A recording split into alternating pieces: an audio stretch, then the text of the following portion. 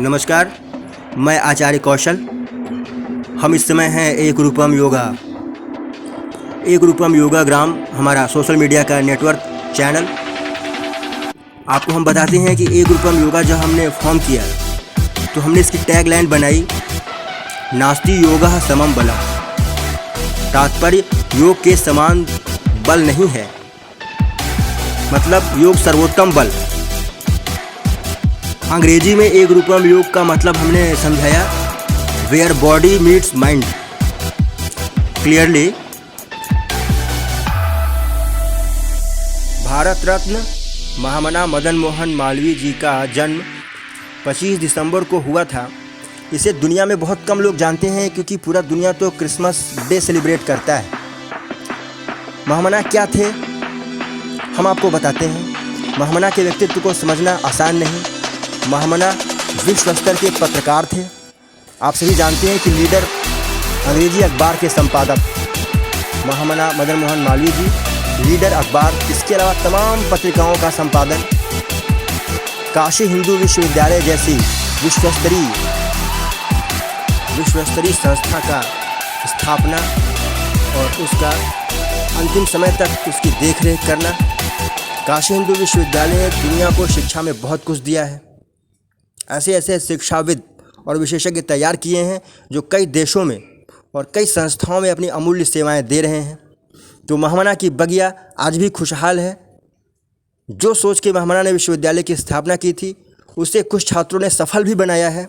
महामना के विचार को आगे ले जाने का काम किया है। महामना शिक्षाविद के साथ साथ धार्मिक व्यक्ति भी थे।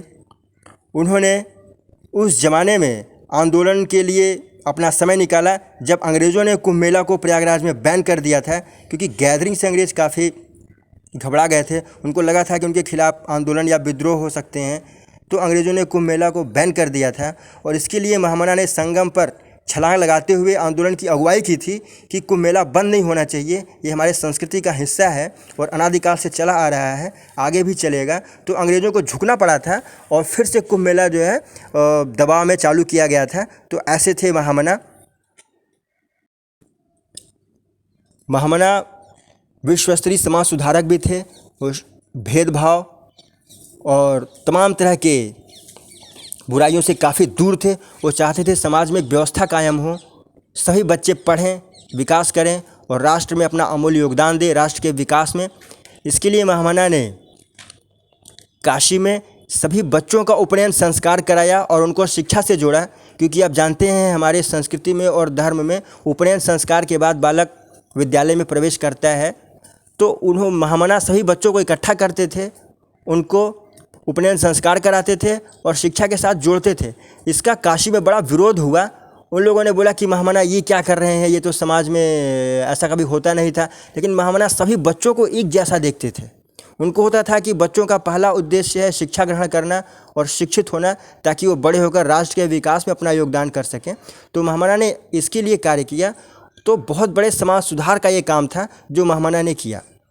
इसके साथ साथ आप जानते हैं कि महामना राजनीतिज्ञ भी थे और बहुत लंबे समय तक कांग्रेस के अध्यक्ष रहे, अखिल भारतीय राष्ट्रीय कांग्रेस के। कई बार, एक बार नहीं, दो बार नहीं, तीन बार नहीं, कई बार अध्यक्ष रहे महामना कांग्रेस के। महामना में धर्म और समाज के प्रति आस्था बचपन से थी। हम जानते हैं कि महामना ने कुंभ मेला को शुरू करने के लिए, जब अंग्रेज़ों ने बैन कर दिया था कुंभ मेला को प्रयागराज में, तो शुरू करने के लिए आंदोलन किया था। तो महामना अंतिम समय में जब थे, उनकी अंतिम समय में एक ही इच्छा थी कि काशी हिंदू विश्वविद्यालय में सब कुछ था, भगवान शिव का मंदिर नहीं था।